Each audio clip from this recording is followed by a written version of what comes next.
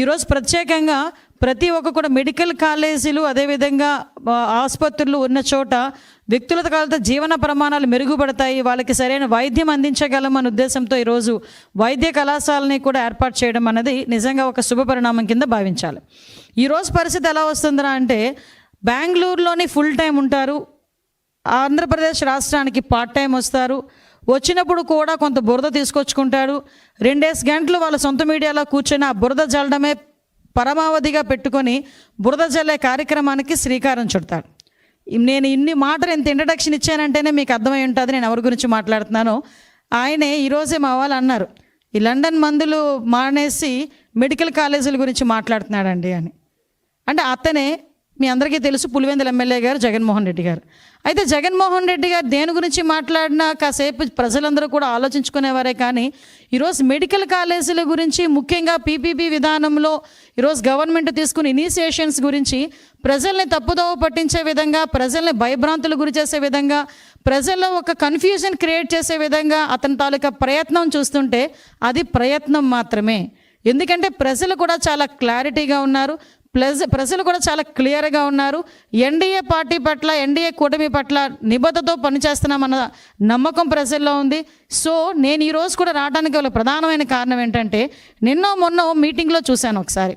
ఓవరాల్గా చూస్తూ ఉంటే అతను ఏం మాట్లాడుతున్నాడంటే, అతగాడి హయాంలో సుమారుగా 17 మెడికల్ కాలేజీలు వచ్చేసినాయి. ఈ 17 మెడికల్ కాలేజీలు ఆ దారంటే వెళ్తుంటే సైడ్కి తిరిగి చూస్తే అక్కడ మెడికల్ కాలేజ్ కనిపిస్తే ఆహా అని చిన్న గ్యాప్ ఇచ్చి ప్రజలందరూ కూడా ఆశ్చర్యపోతున్నారట. అయితే ఆయన అన్న తర్వాత మేము కూడా ఒకసారి చూద్దాం ఈ 17 కాలేజీల్లో ఆహా అనేటంతగా ఎంత ఉన్నదా అని ఒకసారి చూసా. మొన్నటి వరకు సైలెంట్గా ఉన్నావిడ మళ్ళీ స్టార్ట్ అయింది. జగన్మోహన్ రెడ్డి గారు బెంగళూరులో ఉండారు. జగన్మోహన్ రెడ్డి గారు అధికారంలో ఉన్న 5 సంవత్సరాలు విజయవాడలోనే కదా ఉన్నారు. ఏ రోజు హైదరాబాదు బెంగళూరు పోలేదే. అప్పుడు చంద్రబాబు నాయుడు ఎక్కడున్నాడమ్మా, పవన్ కళ్యాణ్ ఎక్కడున్నాడమ్మా, లోకేష్ ఎక్కడున్నాడమ్మా, ఆ 5 సంవత్సరాలు ఎక్కడున్నారమ్మా, ఏం చేస్తున్నారమ్మా మీ పార్టీ వాళ్ళు? ఈరోజు మాట్లాడుతున్నాం, ఈ రాష్ట్రంలో ప్రజలకు కానీ, రైతులకు కానీ, మహిళలకు కానీ మా పార్టీ నాయకులు మీ రెడ్ బుక్ రాజ్యాంగం వల్ల కష్టపడినా కానీ ఇమీడియట్గా క్షణాల్లో ఇక్కడికి జగన్ గారు వస్తున్నారు, మాకు అండగా ఉంటున్నారు. రైతులకి అండగా నిలబడి మీ మెడలు వంచి ఏ విధంగా పని చేయిస్తున్నారో ప్రజలు గమనిస్తూనే ఉన్నారు. మీరు అధికారంలో ఉండి ఈ రోజుకి కూడా సక్రమంగా మీరు లేరు విజయవాడలో. ఫ్రైడే అయితే ఎవరమ్మా హైదరాబాద్కి పోతుంది?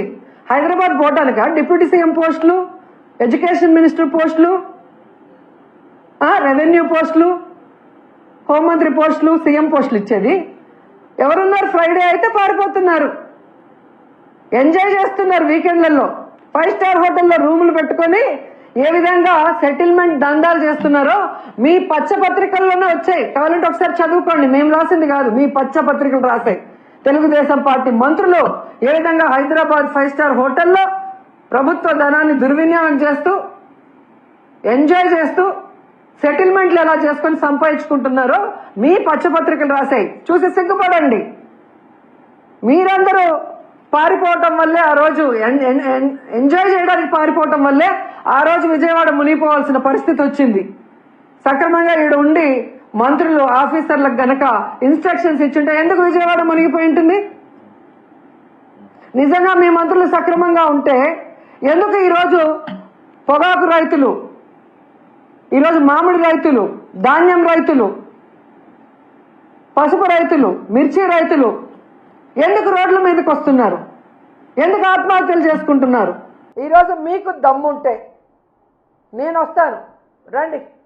రాజమండ్రి మెడికల్ కాలేజ్కి వస్తారా? విజయనగరం మెడికల్ కాలేజ్కి వస్తారా? నేను ఇన్ఛార్జిగా ఉన్న మచిలీపట్నం మెడికల్ కాలేజ్కి వస్తారా? నంద్యాల మెడికల్ కాలేజ్కి వస్తారా? మీ పక్కనే ఉంది కదా, వైజాగ్లో ఉంటావు కదా, పాడేరు, ఆ మెడికల్ కాలేజ్కి వస్తావా? మెడికల్ కాలేజీలు అంటే ఎలా ఉంటాయి, ఎలా కట్టాలి, అక్కడ చదువుకుంటున్న మెడికల్ స్టూడెంట్స్ ఎవరెవరు అనేది డీటెయిల్గా మీకు చూపిస్తాను. దమ్ముంటే ఎవడైనా రండి, తీసుకెళ్తాను. ఏదో పిచ్చి పిచ్చి వీడియోలు తయారు చేసి ఈ పిల్లలు చూస్తే వా అంటారా? ఆ పిల్ల నువ్వేమన్నా యాంకర్వా, హోమ్ మినిస్టర్వా? ఏదో షోలో యాంకరింగ్ చేసినట్టు యాంకర్ లాగా మాట్లాడుతున్నావు. పిల్లలు చూసి వావ్ అంటారా అని. జగన్మోహన్ రెడ్డి గారు ప్రజలకి మంచి చేశారు. మీలాగా ఈవీఎంలను మేనేజ్ చేసుకుని అధికారంలో రాలేదు. ప్రజలకి తాను ఏం చేస్తానో నమ్మకం కలిగించి అధికారంలోకి వచ్చారు. వచ్చిన తర్వాత ఇచ్చిన మేనిఫెస్టోని ఈ దేశంలో ఏ రాష్ట్రంలో ఏ ముఖ్యమంత్రి చేయనటువంటి విధంగా 99% చేసి మీకు ఇచ్చాడు. స్కూళ్ళు కానీ, హాస్పిటల్ కానీ, హార్బర్లు కానీ, ఇలా చెప్పుకుంటూ పోతే జగన్మోహన్ రెడ్డి గారు ఎంత అభివృద్ధి చేశారో మీ అందరికీ కళ్ళారా చూశారు.